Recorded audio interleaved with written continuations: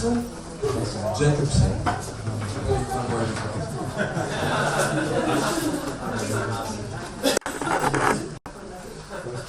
You can understand where I'm from. Embodying knowledge for a better tomorrow. And I'll let him introduce and take it from here. Amal. Thank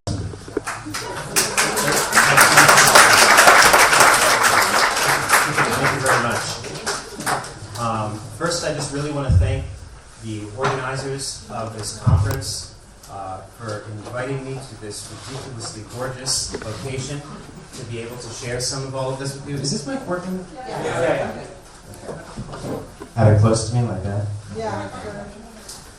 Right, so this is a Neohumanist education conference, but this is a I feel like I'm eating this thing. This is a Neohumanist education conference, but Neohumanism itself is a little bit of a tricky concept because unlike most philosophies, it's not just a kind of theoretical idea. Built into the whole concept of Neohumanism is how do you practice this? How do you embody this? Which is why it allies itself so naturally to something like an educational movement. But there's still some things that have to be parceled out there, because if we seek to really educate children in a so-called Neohumanist way, then it really forces us to ask ourselves, what does it mean to become a Neohumanist? What does it mean to try to embody some of these values so that hopefully we can pass some of these along to children? Excuse me. Okay. So would you mind going to the next slide? Yeah. So what it really gets into, essentially, at its core, is identity. Neohumanism is about reimagining what does it mean to be a human being. Who are you? Who do you think you are? And I chose this image just because I thought it was a little bit funny. It kind of reminds me a little bit what meditation is a little bit like. But when you ask somebody, who do you think you are? It's going to start with these kind of superficial answers. If you say, Amal, who are you? I'm going to say, my name's Amal. That's, the most essential thing that distinguishes me from others. I am a man, right? I'm 34 years old. I'm an American. And so on and so forth. But what do these identifiers really say about me? Do they exclude me from other people? Are they all to who I really am? And these are the kinds of questions that Neohumanism really opens up. Because, I'm sorry, I'm getting very distracted with this mic. You're right. I would probably prefer to do it with that. But can you hear me in the back? Yeah. Okay. A little louder. Excuse me. So, Neohumanism is a project in which you're trying to reimagine what does it mean to be a human being. Because I think most of the movements that are in the culture right now are I would say the opposite of what I'm describing here. I would say that various cultural forces, be they political or economic or any advertisement or commercial that you're going to be exposed to on your iPhone or social media, is going to be about division. It's going to be about how is your identity distinct from other people's, and how does that make you separate from them? And this especially gets complicated when you're talking about the fact that, for example, as part of my identity, right, is that I am a Mexican American, which means that I've had a very different experience growing up than other Americans, right? And depending on what sociocultural or economic background you come from, that's going to really color the experience that you've had growing up in the world. And so, on the one hand, there is a lot about identity that seeks to divide you. But then, for example, why do I identify as a Mexican American? It's mainly because growing up in the United States of America, not all, but some people never let me forget that I wasn't white. That was something that was thrust upon me, not something that came intrinsically from my soul, if that makes sense. And so these are really complicated issues. regarding identity, and they require some sensitivity. Because how is it that we can celebrate and protect our human diversity while seeking to transcend divisions so that we can socially cohere into something deeper, something that is a little bit truer to who we really are on the inside rather than how we project ourselves in the world on the outside. Okay? So, would you mind going to the next slide? So it all starts with you. There's this sense of identity. And you don't think about it very often, but it extends out through your body to your clothes to even your fashion accessories. You know, like your foot, for example. If for some reason you were to get into some sort of horrible accident and you were to lose your foot, you would still be you. But unless and until you lose that foot, you would say, that's my foot. It's a part of me. Your sense of self extends out to the foot. Does that make sense? And so, as you are navigating through the world, unconsciously, your sense of self extends beyond just yourself. So the next step, if you could just move to the next slide, is it naturally extends out to the family. You have a sense of identification with your family. And that's a good thing. I mean, there's probably nothing more precious in the world than the relationship you have with your family.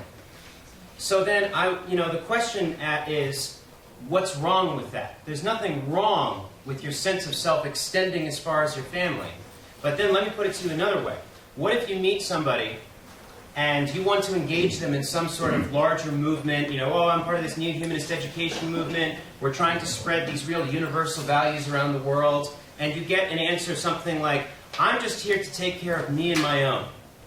Have you heard of that in this in this part of the world, me and my own? It means me and my family. So there's nothing wrong with the identification of yourself with your family.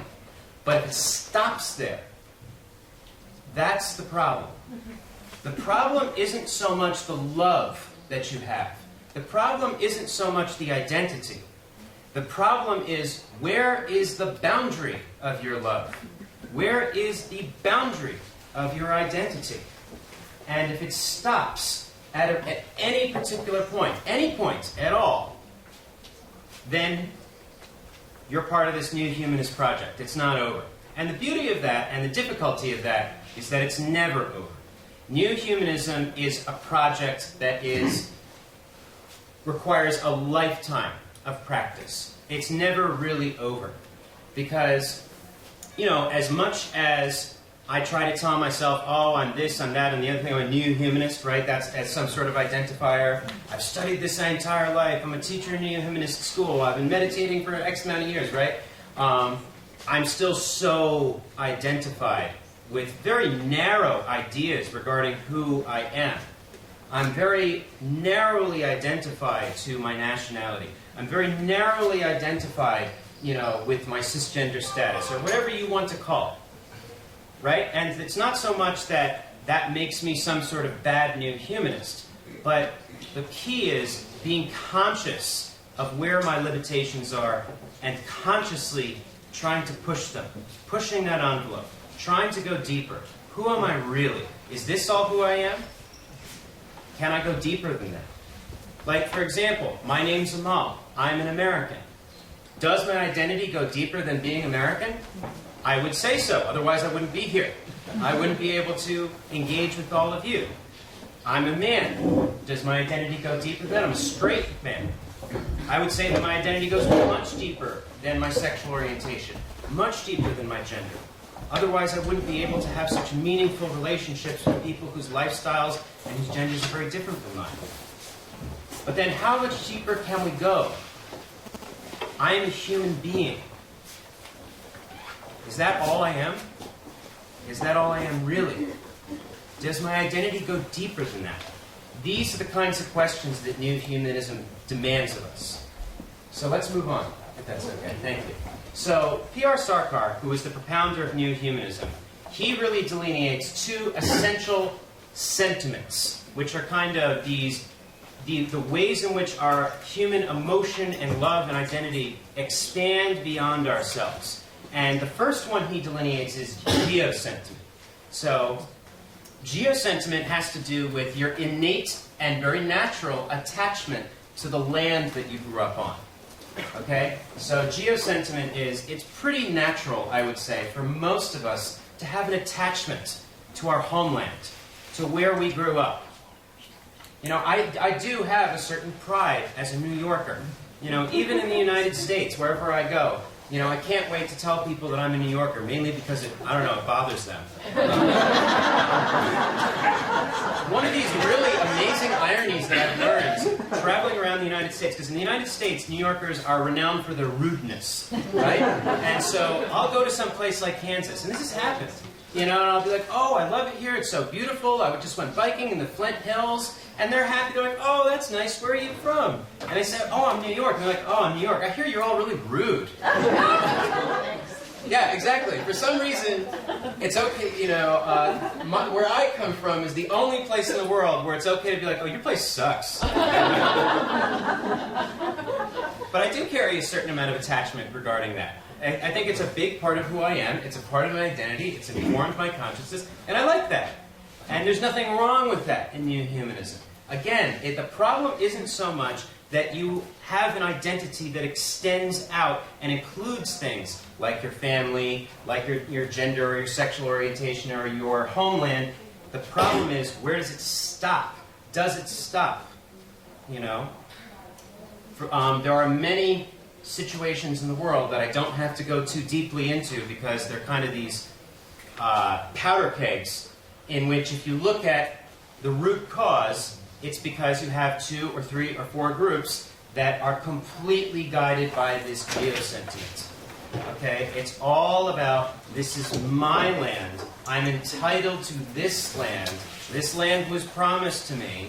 This was the land of my ancestors. And so on and so forth. And then that will hook up with religious identity, it'll hook up with cultural and ethnic identity, racial history, you name it.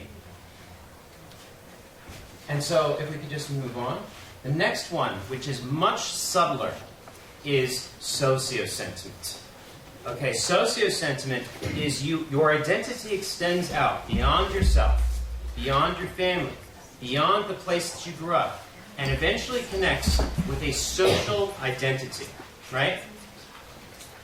This is where it gets a little bit tricky. So I'm going to bring up a controversial example, okay, where I think most of the people in the room are familiar with what's happening on the American-Mexican border right now, right?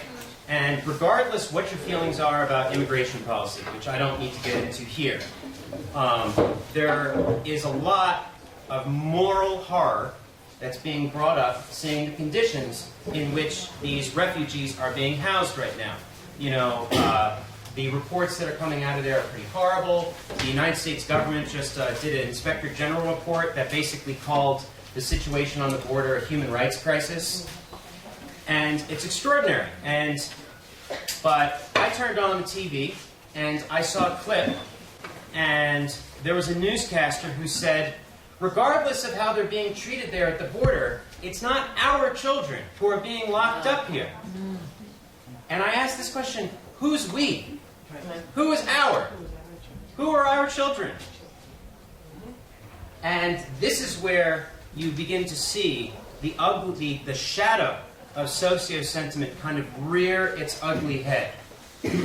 If my sense of self is so narrow that it only extends to my Americanness, then a child that is separated from her mother, who maybe doesn't have the medication that she needs. I mean, there's reports of epileptics who aren't getting their medication, of women being told to drink out of toilets, so on and so forth. Yeah.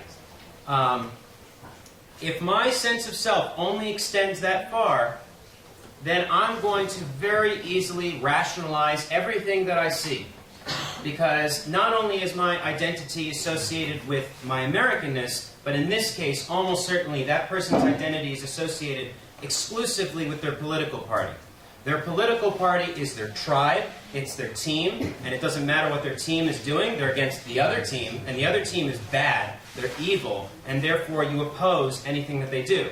And in politics, I'm sure, in every other country in the world, not just the United States, all the partisan parties tends to have this mentality. It's extremely narrow. And when you look at what is the motivating force behind them, it very, very, very rarely is any sort of universal sense of welfare. Okay? And socio-sentiment is not just about your nationality. It has a lot to do with your religious identity, with your racial identity, with your ethnic heredity. All of these things will color the ways in which you see the world. And none of these things are intrinsically bad. I want to reiterate that again. What New Humanism teaches us isn't so much that you are wrong to associate yourself with your Danishness or your Swedishness. You know, the problem is if your identity stops there, if it excludes everybody who is not inside your tribe, then this is where the trouble begins. And it's a very, very, very, just totally pervasive problem, I would say, in the culture of the world right now. But if you look at what's happening in the world right now, it's not like this is no problem, right? But if you look at what's going on right here, politics and this sort of intertribal stuff is just the beginning. Because the overarching problem that's kind of containing everything else right now is this unbelievable ecological crisis that we have on our hands. We're facing a real critical juncture, I would say, in the history of humanity. Because for the first time in human history, human beings have run up against the natural limits of what this planet is willing to handle, or capable of handling, I should say. So if you could just move to the next slide. Thank you. And I would say that this has a lot to do with the same problems. The way that we are looking even at the problems of climate change and ecological collapse, if you talk to ecologists, they don't even call it climate change anymore. They call it environmental or ecological collapse, because that's what they say is going to be fixed. They say the idea that we're going to fix this is a delusion. It's not so much about how do we fight climate change. That time's already passed. The real question is now, how do we save as many lives as possible? You know, how do we mitigate this disaster as much as possible? How do we contain this damage as much as possible? Because it's just going to get worse and worse and worse and worse and worse. The planet that your children is going to inherit, at least in terms of its ecology, will be significantly worse, significantly degraded compared to the planet that you inherited. And that's extremely heartbreaking. But look at the way that we're even thinking about this problem. They were talking about this recently at Harvard University, okay? How do we fight climate change?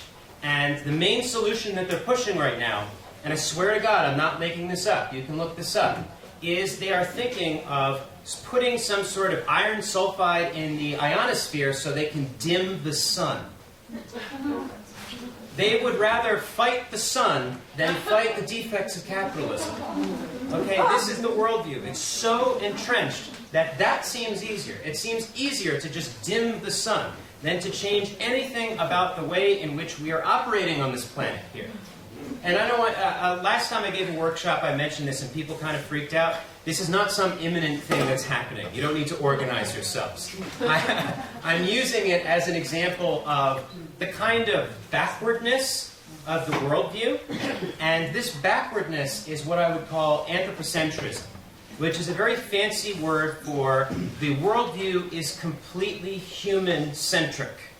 Okay? Completely human-centric.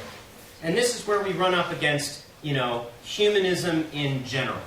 Humanism has been around since the Renaissance. It first was a big deal in Christian thought, and now it's mainly in secular thought, secular humanism, and so on and so forth. It's one of the motivating ideologies behind the United Nations, and I'll get into that a little bit later. But it remains, and has always been, completely centered on the needs of the human. The Earth is basically a stage upon which human beings do things. And even the ways in which we talk about how we behave on this planet are kind of amazing. We don't utilize resources for the good of all. We exploit them. That's the way that we talk about it. We exploit those natural resources. You see? And so there's kind of an attitude right now no matter what the political affiliation is, that the way to solve the problem is technocratically. So what I mean by that, dimming the sun is a perfect example of a technocratic solution. Okay? We're going to science our way out of this thing. Okay? And it's not that I'm anti-science, it's not that I'm anti-technology, I don't want you to get that impression. But if our solution starts from the same worldview that created the problem in the first place, then it's not going to lead, in my opinion, to a very different solution. Okay? This is not something that we can technocratically manage. In my opinion, in order to really engage with the challenges, not only of the environment and the ecology, but of our politics, of the polarization we see happening in society right now, in which people feel like if you don't feel the same way as I do politically, that makes you a bad person and I can't be Facebook friends with you because you're not woke enough, then we have to, I think that we really have to shift our consciousness and develop a new worldview. That is easier said than done. And that's where Neohumanism really, to me, shows off its uniqueness. Because it's not just about extending your sense of self so that you recognize that it's only extended so far. That's part one, right? But then when you ask yourself, how deep do I really go? Who am I really? I asked that question before. You are a human being. Does your identity go deeper than that? And Neohumanism doesn't shy away from a question like that. And a question like that, I would say, is intrinsically, it's a spiritual question. And this is, I think, one of the trickiest dimensions of how to talk about Neohumanism. But I really, really, truly believe one of the most, not one of those, the most essential dimension of Neohumanism in general. This is fundamentally, at its base, a spiritual project. But I want to be really clear about what I mean by that. I don't mean it's a religious project. Okay? I don't mean that it's bound by any ideas that you may or may not have about God or the divine, your belief in that or lack thereof. To me, that's irrelevant. It really is. Because if you go deep inside yourself and you ask yourself, who am I? And you can go into a part of yourself that is so deep, so intrinsic to who you are, that allows you to form a relationship with your pets, with your dog, with your cat, with animals, with the land around you, with nature, with the breeze, with the fragrance in the air. If you can go into that part of yourself, when you really try to open yourself up to it, is limitless.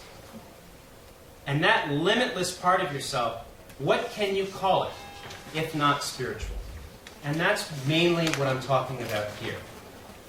Tapping into a part of your identity that goes so deep into the ground of your being that you recognize that it's the ground of every being.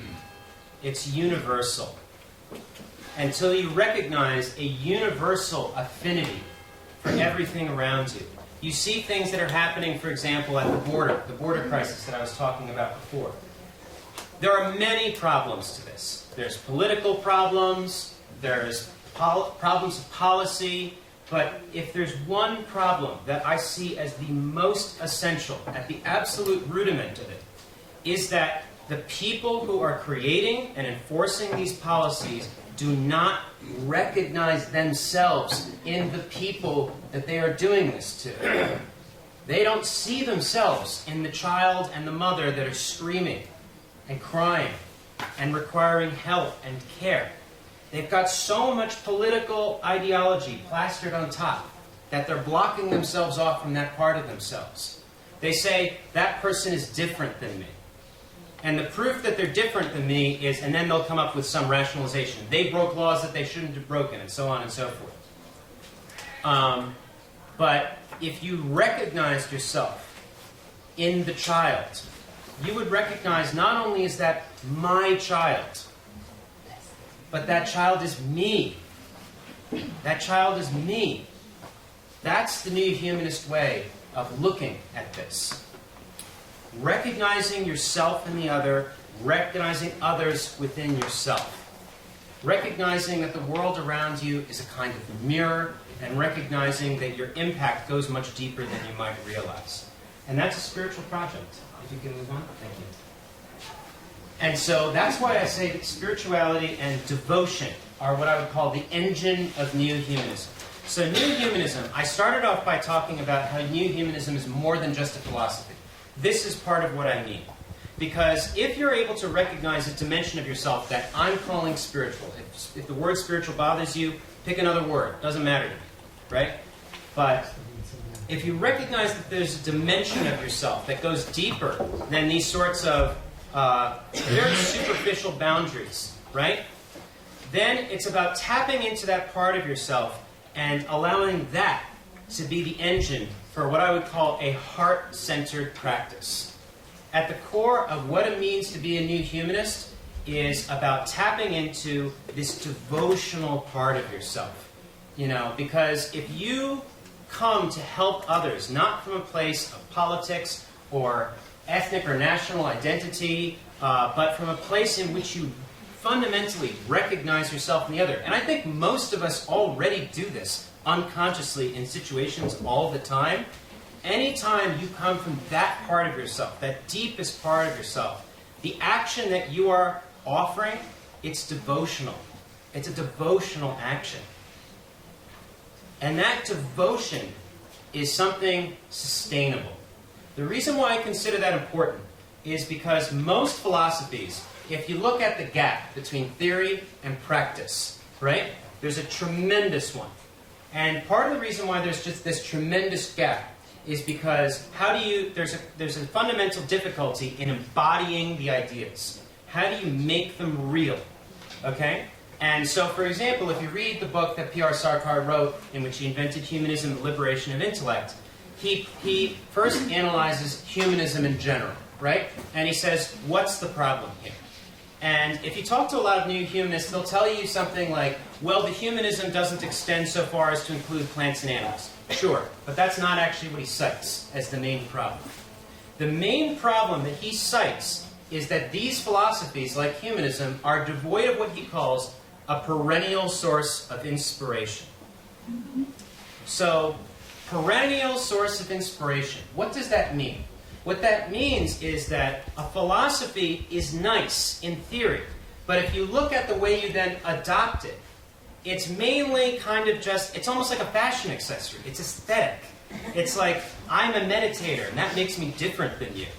You know, I'm a vegetarian, which makes me better than you. I'm a this, which, you know, I'm a that, I'm a this, it makes me superior, okay? Whatever it is. This is not that, okay? This is, because if you look at, for example, what happens in the United Nations, maybe the philosophy underlying everything is a kind of humanism, but in practice what you see is it degrades into a kind of internationalism, in which every country has their interests, and they're going to compete with each other very cynically, for the most part, to see whose interests win out, and it usually has to do with how powerful the country was in the first place and how much they can leverage that power, okay? It kind of degrades. No matter what the philosophical inspiration or impetus was, eventually it becomes an idea only. And so any philosophy, if you're going to embody it, requires a perennial source of inspiration. It requires something that allows you to push through difficulties. Not just push through, but lift you up through difficulties. So if you could just go to the next slide, please. So this is a quote from The Liberation of Intellect. The philosophy that is not motivated by any perennial source of inspiration is bound to become a formality only, which is exactly what I was talking about. Devoid of real sincerity. It may die out at any moment like a river which ends in the sands of the desert. So it must be motivated by a constant and perennial source of inspiration, which I call Neohumanism. When this Neohumanism operates in the external world, then internal devotion as a principle is transformed into devotion as a mission. So I want to talk about this. Internal devotion as a principle. Okay, so that part of yourself that feels this longing to help others when you recognize yourself in the other, when you recognize that the distinction between the self and the other is fundamentally a kind of dualistic illusion, right? when you recognize that devotion and you enact it in the world, and you practice it, and you keep going, then it's not just devotion as an internal principle. It's not just new humanism as a philosophy. It is devotion as a mission in life. Something that guides your every step. And none of us are going to be perfect at that. But what I've found is that the more you walk the walk, the more you begin to feel it from the bones inside out. And again, that doesn't make me or anybody else in this room perfect or better than anyone else. What it means is that we're living out the project of a lifetime. So if you just go to the next slide, please. So to return to that essential question, what is Neohumanism? It starts out as a philosophy, but then you recognize that that philosophy demands a practice. And that practice could be anything that you hook into. For me, it's essential that I meditate. You know, it's such a bedrock part of how I practice this. But I recognize that that's not necessarily going to be the case for everybody, and that's okay. Next. Then, if you're able to practice it, then you realize that it's not just a philosophy. It begins to inform your worldview. It becomes impossible for me to look at any situation that's happening in the world, be it political or whatever, without seeing it through these lenses, without seeing it through the lens of understanding what is happening here. How narrow is this sense of identity that it excludes so many. And eventually, the more you practice that, it's not just a worldview, it becomes a mission. And that can be overwhelming sometimes. You know, you read a lot in, for example, activist communities about self-care, because there's this huge problem, right, of burnout. And I think that this addresses this problem really beautifully, because it's not so much about putting yourself out there because you've got some sort of savior or martyr complex, you know, so that you can save the world. It's not about that. It's not about becoming the next Messiah. It's about sinking deep into who you really are. That's what it's about. It's about becoming more fully who you are destined to be. It's about following the allurement intrinsic in your psychology already, so that you're able to fulfill who you really are in deeper and more impactful ways the more you go on through life. And that becomes more of an unfolding than it becomes some kind of, you know, nailing to the cross. And when you look at the divisions that are happening in society, it can all seem very, very intractable. It can feel a little bit like a quagmire. It can feel hopeless. You know, I have difficulty, for example, teaching climate change to children, as my co-teacher will know, because it's very difficult to talk about the problem without it kind of miring itself in a total hopelessness that terrifies children, you know, which is my fault, I would say, more than anything else. But when I feel like I'm really teaching the ideas as I intend to, what it's really about is a kind of invitation, almost from life or the cosmos itself, to deepen yourself into who you really are, so that you can fulfill some project that nobody else can do. Nobody else can do what you can do. You know, you might have an identity that runs so deep that it connects you to everyone, but fundamentally, this universal identity, it's playing itself out through you. It's almost, you know, you're almost the universe coming to know itself through your form. And therefore, what you have to offer is unique. It's different from what anybody else can do, what anybody else can offer. And that's incredibly special. New humanist education, to me, is so intrinsically linked with this. To try to give the child a notion that they can do something, that they can offer something to the world that's special. Not just because they, you know, and when I mean special, I don't mean, you know, they didn't do anything and let's give them a participation trophy. What I mean by special is that the more they apply themselves, the more disciplined they become, the more integrity they're able to develop, the more they're going to be able to hook into something that nobody else has. And once they can hook into that, it's about offering it back to the world. Because, honestly, this world has enough intelligent, educated people, and they're doing terrible things. Okay? They're destroying this planet. They've already practically destroyed this planet. I don't care to educate more people, to be more intelligent, so they can design the next bomb. Okay? What I care about is developing real human beings. People who are more than ever dedicated to the project of what it means to be a human being. And to me, that's what Neohumanism is all about. And if you really analyze it at the core, this is an incredibly simple idea. If you really analyze what it's really about, it's really just about love. To build something on the basis of Neohumanism means to build something on the basis of real love for humanity. It is not possible to build a genuine society, one which is truly dedicated to collective welfare, if its most intelligent and active members constantly evaluate their contribution to society in terms of profit and loss. In a healthy society, where the only binding ingredient is genuine love, how will it be possible for coercion or legal compulsion to manifest this love, the true expression of society? In other words, this is not something that can come from the top down only. It comes from the bottom up. It comes from every person who's out there in the wilderness trying to teach these ideas to children, who's trying to embody these ideas for themselves. It starts from the grassroots up. So, thank you very much.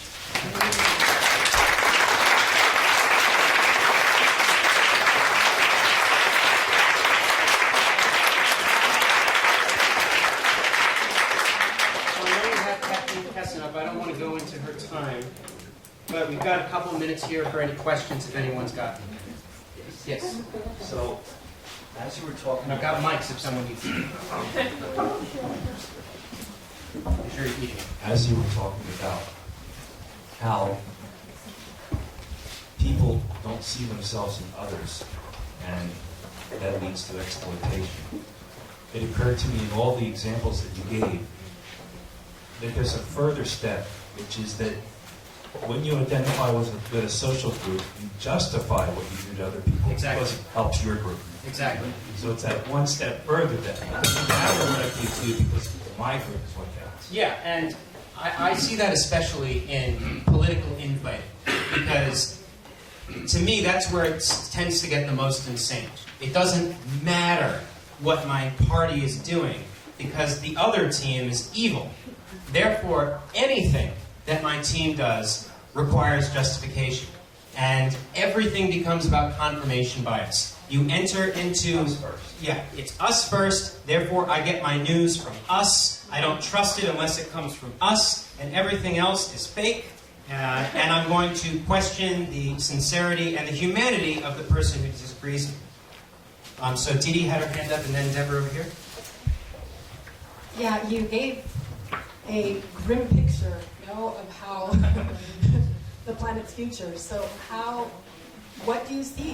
What are the actions that need to happen, and can they happen quickly? Regarding the speed, I'm a bad person to ask about this. Let me put it this way. It's not like I think the world is ending, okay? But I do see this as a kind of essential moment in which I don't think it's possible for us to completely solve it, where it's as if, the Industrial Revolution never happened.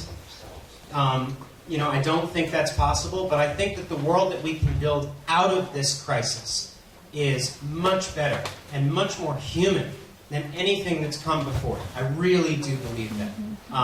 But I think it requires a mixture of both. I think it requires a balance of working on the self while also trying to impact change in the larger world, because no matter what your diet is or whether you go on a plane or not, the impact on climate change tends to happen primarily at national levels. I really think that changes have to happen in government, not just in the individual. But I think that both need to happen. But I think that if you just push for political change without working on the self, It's the same thing what I was talking about before. It's the same worldview that created the problem in the first place. It's just going to lead to more of that, rather than anything new or different.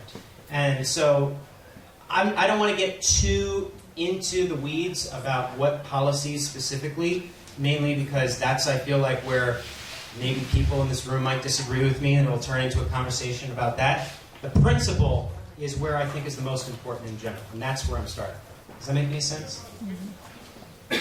Anybody else? Yes, of course, Deborah. No, actually, it's Fiona first. Cynthia. The point about you brought up of the perennial source of inspiration, Yeah. having to do with helping the climate. Deborah has in second grade, the kids go around and collect recyclables to recycle. And this is a second grade project. They're very proud of it. If you don't have anything for them because you yourself have taken the recyclables to the point where they collect them, they get upset because they take pride. But they come to third grade, and I find plastic in the garbage, other recyclables in the garbage, and it's like as if they forgot, of their, project or their duty in a sense to make it, to help fight climate change or to do something to help the planet. So that it's constant. That I like that perennial source of inspiration. You have to keep on being reminded that this is all the time, every day, and you can make a difference. Each little person can make a difference in their own way. So. This is why we have them as teachers to progressive schools. You want to say something? So ultimately, it really is too late for any adult. Like, I didn't just, well, you had a big impact on what you just said to me, in a way that you don't know, but I'm sitting here thinking about the world in general, and so it's all through the children. There's like, at this point in time, there's nothing I can get to have my family or other political opponents change. They're just not going to listen. Like, you have to kind of be born with a certain sense of neohumanism inside you. If you're all born in the same family and you all have the same experiences, but one person deviates. I would say that we are capable of change today. Right now, every single day is a choice, which relates to the perennial source of inspiration. However, I will agree that there's a hardening that takes place at the end of childhood. And I think in general, an adult, to make a real kind of tectonic shift, it's almost like their whole system needs to collapse. Like, there needs to be a dramatic destruction of what's happened in their life so there can be a fertile ground for them to take rebirth in that. With children, the impact is so much more intense, which is why neo-humanist education is important, and which is why P.R. Sarkar always emphasized early child education. The younger the child, the more these ideas can really, germinate, take root. Which isn't to say that we adults are hopeless. No, I'm thinking about other people. How about somebody from the back, maybe? Abhishmitra. Yeah, just to follow up on what you just said, it requires a certain amount of change in adults to offer an education to children. Right. That's an excellent point. That was my exact point. Anybody from the back? Don't be shy. No? Okay. Maybe it's all about that the earth does not belong to us. We belong to the earth. That's right. That's my presentation. And we're an extended family every day. I met 2 new friends today. We got a photo. What's your name? Ellie. Well, there's a camera right there. I mean, I couldn't have put it better myself. I've often spent a lot of time even asking the question, what does it mean to belong to the land? How do I practice that? How do I make that real? Because you're exactly right. That is so much closer to the neo-humanist outlook. That it's not that you possess anything, it's that you're possessed by, right? And for those of the people in the room who actually meditate, that's what they call the secret of meditation. It's not so much that you are meditating upon some limitless, infinite part of yourself. It's that you are the object of that infinite, limitless self. And that is meditating on you. That's the secret, right? But I know that not everybody in the room meditates. Anybody else? Okay, well, I just really want to sincerely, humbly thank you from the bottom of my heart for your attention. It's such an honor to be able to share some of this with so many esteemed colleagues. You know, many of the people in this room, I've been going to your workshops for 15 years, and it's really a blessing to be able to present here with all of you in this incredible venue. So, thank you.